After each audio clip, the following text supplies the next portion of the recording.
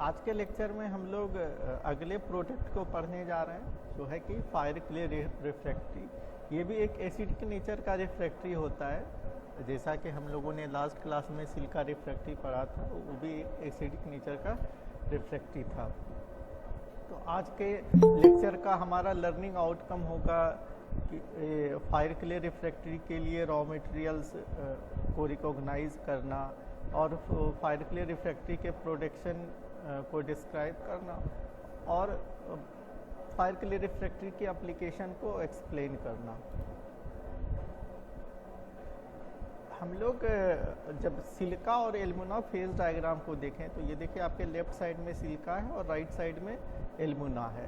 तो left side पर जो आपका वर्टिकल लाइन होता है यहाँ पे 100% सिलिका होता है और जो राइट साइड पर एल्युमिना का लाइन होता है वहाँ पर 100% एल्युमिना होता है।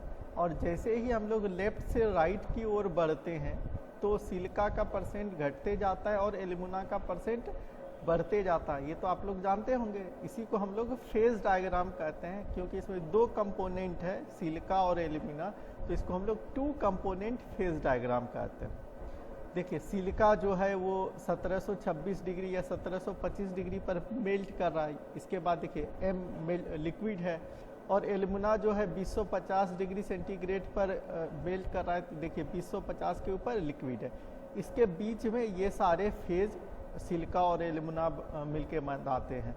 तो जब एल्युमिना 60% होता है तो ये मुलाइट फेज बनाता है, उससे ज़्यादा होता है तो ये कोरेंडम प्लस मुलाइट बनाता है और इन बिटवीन सिलिका और मुलाइट के बीच जो फेज होते हैं वो सिलिका प्लस मुलाइट वाले फेज होते हैं और ये सिलिका प्लस लिक्विड वाला फेज होता है क्योंकि ये लिक्विडस लाइन को टच करता है।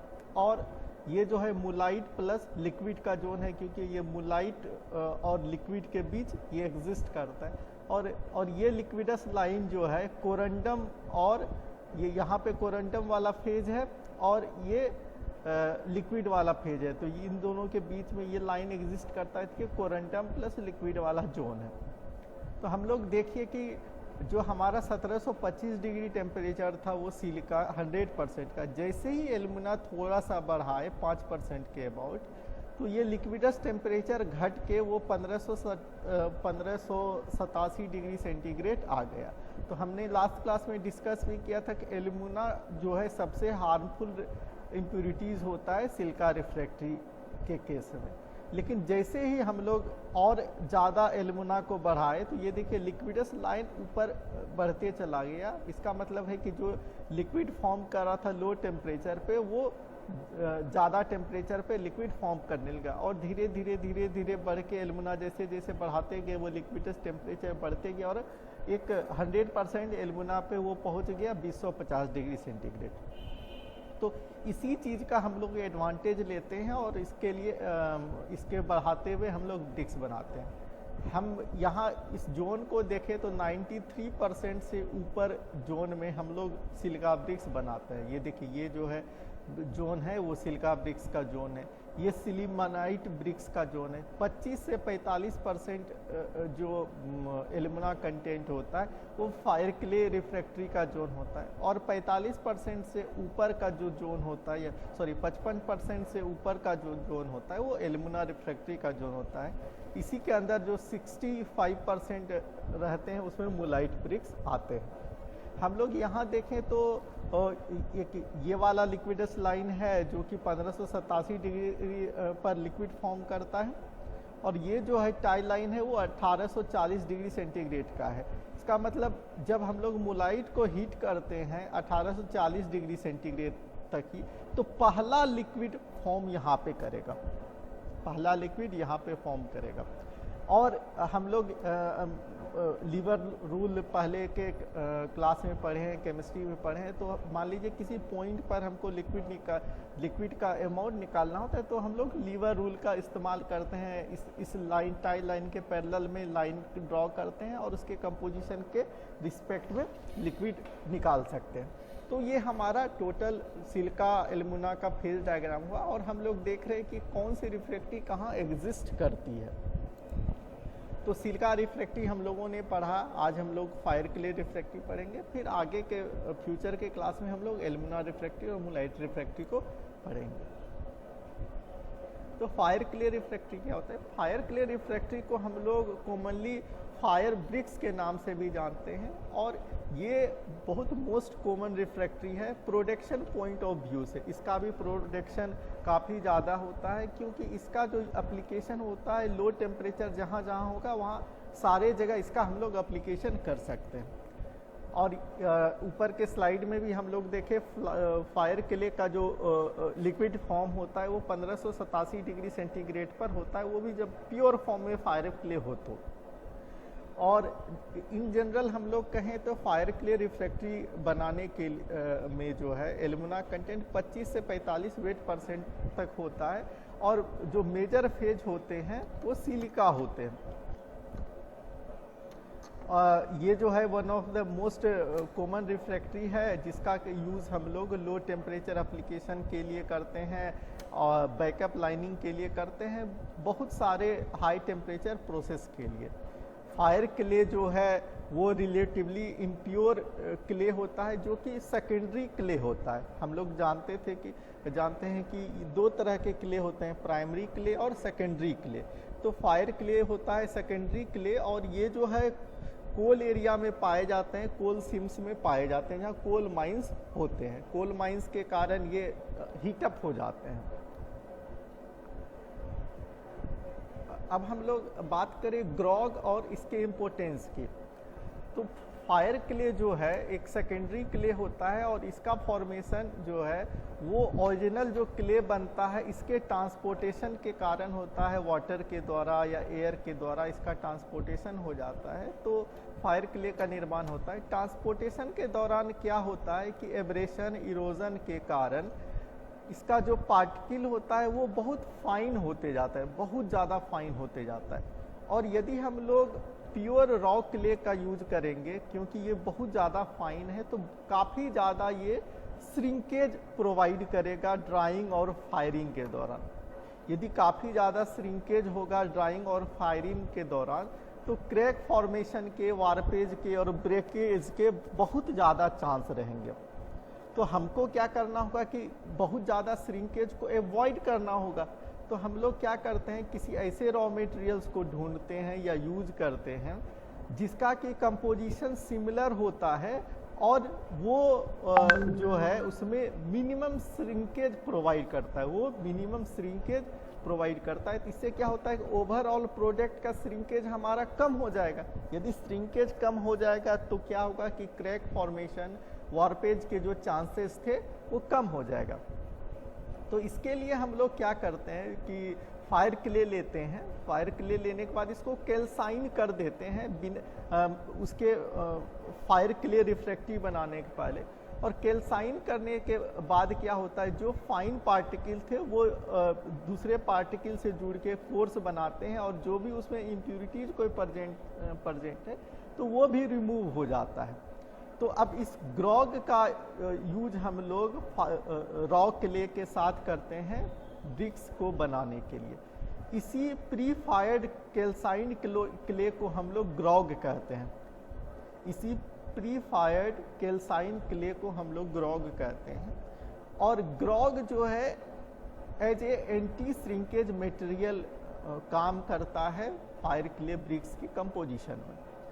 इस ग्रॉग को कैल्साइन करने के बाद जो प्रोडक्ट निकलता है उस ग्रॉग को हम लोग क्रश कर देते हैं, ग्राइंड कर देते हैं। इसके बाद रॉ क्ले में मिक्स करके ब्रिक्स के बॉडी का कंपोजिशन बनाते हैं, और फाइनली हम लोग इसको मिक्स करके ये प्रेस करके ब्रिक्स बनाते हैं।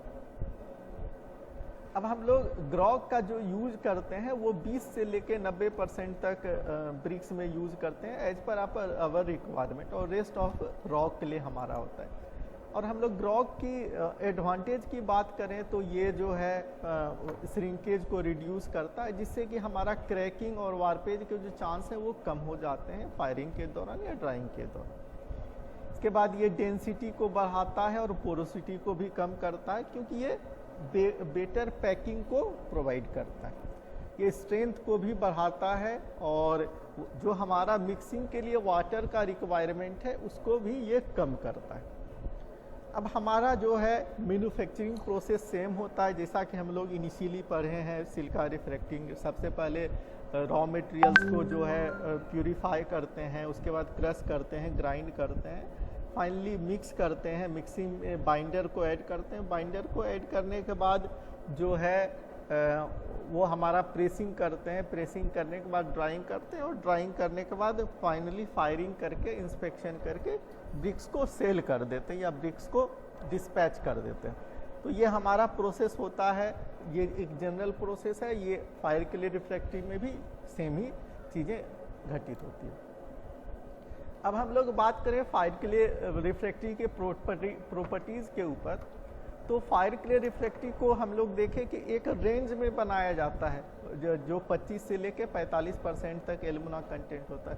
तो देखिए ये 25% एल्युमिना कंटेंट है, ये 30% एल्युमिना कंटेंट है, ये 38% है, ये 40%। तो इसी तरीके से इसका नामकरण किया गया है लो हीट ड्यूटी, क्योंकि 25% है तो वो कंपेरेटिवली लो टेम्परेचर पे काम करेगा। Moderate heat duty, high heat duty और सुपर हाई हीट ड्यूटी। इसी तरह हम लोग जानते हैं कि फायर क्ले में आयरन ऑक्साइड जो है वो इम्प्यूरिटीज़ के रूप में पाए जाते हैं। तो लो हीट ड्यूटी में कंपेरेटिवली ज़्यादा फायर क्ले पाया जाता है compare to super heat duty. तो अब देखिए कि एल्युमिना जैसे जैसे बढ़ता है इसकी जो प्रॉपर्टीज है वो भी इन्हांस होती जाती है। जो अपरेंट पोरोसिटी था इसका 28% था, इसका 26% था, इसका 25 और इसका 20% था। यहाँ CCS में थोड़ा टाइपिंग एरर आ गया, ये 22, 27, 30 और 35 होता है, ये टाइपिंग एरर हो गया। और ये देखिए PCE जो है वो भी बढ़ते जा रहा है, पायरोमेट्रिक कोन इक्विवेलेंट जिसको हम लोग कहते हैं 23, 30, 32, 33। RUL भी हमारा बढ़ते जा रहा है 1340, 1370, 1400, 1450। तो ये प्रॉपर्टी जैसे जैसे हम लोग देख रहे हैं एल्युमिना के परसेंटेज को बढ़ाते जा रहे हैं राइट टू लेफ्ट, ये हमारा जो प्रॉपर्टीज़ है वो बढ़ते जा रहा है। हम लोग इसको जो है हाई टेम्परेचर में यूज़ कर सकते हैं, इसको लो टेम्परेचर में हमको यूज़ करना होगा। अब हम लोग फायर क्ले के रिफ्रैक्टरी के एप्लीकेशन की बात करें तो इसका यूज़ हम लोग ब्लास्ट फर्नेस के अपर स्टैक में करते हैं। आप लोगों ने ब्लास्ट फर्नेस का डायग्राम देखा होगा, नीचे हर्थ होता है और टॉप में स्टैक होता है। तो वहाँ का टेम्परेचर काफ़ी कम होता है, तो उस एरिया में हम लोग जो है कि फायर क्ले रिफ्रैक्टरी का यूज़ करते हैं।